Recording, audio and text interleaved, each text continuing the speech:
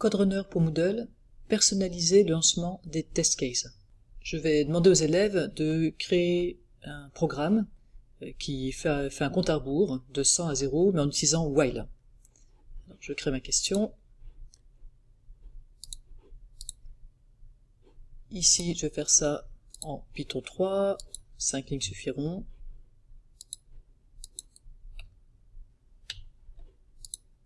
Je donne un titre à mes questions, j'indique l'énoncé, et je vais mettre la réponse qui est attendue. Donc num égale 100, tant que num est plus grand ou égal à 0, print num, et num égale num moins 1. Je vais valider en sauvant. Ici, il faut quand même que je fasse au moins un test case, même si en fait, ici, ça n'a pas vraiment de sens, parce que le programme va s'exécuter toujours de la même manière. Donc je mets n'importe quoi dans l'entrée standard. De toute façon, ça n'aura pas d'impact sur la sortie qui est attendue. Et comme je suis pas dans une question de type où l'entrée standard s'imprime, il n'y a pas de problème avec la manière de faire comme ça. Ok, j'enregistre les modifications. On me dit que le résultat attendu, c'est pas celui qu'il faudrait, évidemment, parce que je l'ai pas rentré. Donc je vais dire oui, c'est bien ça que j'attends.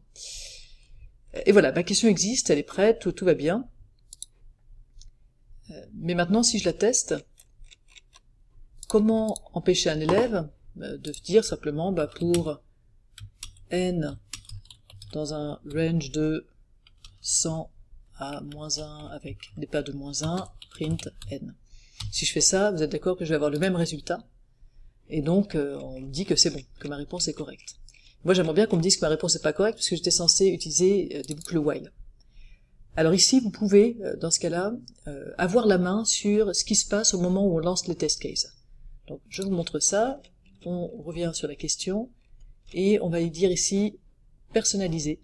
On va cliquer là, et on a une nouvelle rubrique qui est arrivée, avec ce template qui est le morceau de code qui s'exécute à la réception pour tester le code des élèves.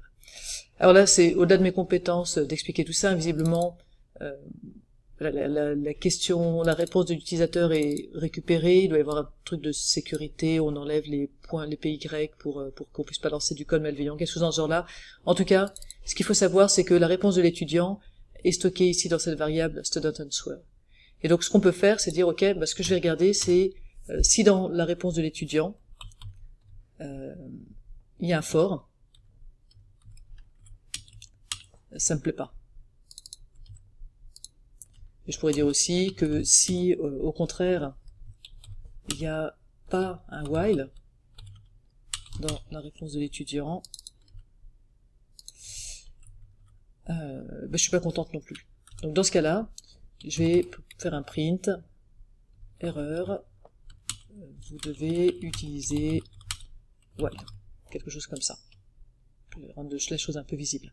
Alors ce qui va se passer, c'est que ça va ajouter ce print, donc du coup la console sera plus ce qu'on attend, le résultat dans la console, puisqu'il y aura cette nouvelle ligne en plus, donc tout sera, ça indiquera comme un échec, et en plus l'élève pourra voir pourquoi c'est un échec.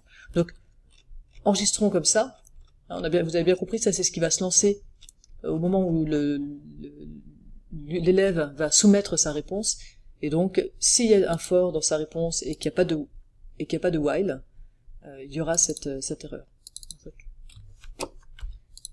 S'il n'y a pas de for ou qu'il n'y a pas de, s'il y a un for ou qu'il n'y a pas de while, dans tous les cas on n'est pas content, donc on va mettre cette erreur.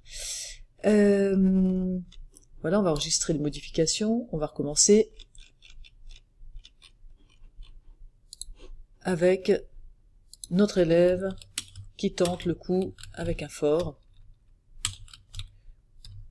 donc de 100 à moins 1 exclu, avec des pas de moins 1, il print le n, et cette fois-ci on nous dit ça va pas parce qu'on doit utiliser while. Voilà. Il y a encore d'autres éléments de personnalisation de ces templates. Donc là je sais pas forcément comment ça marche. La chose qui a l'air la plus simple, c'est la colonne des résultats qui prend un fichier JSON et qui permet de changer les colonnes qui sont affichées après soumission de la réponse de l'élève. Pour le reste, ça a l'air pas simple du tout. Il y a une aide qui est très complète, qui donc n'est pas simple parce que je crois que les propositions ne sont pas simples. N'hésitez pas à vous y reporter puis à tester des choses.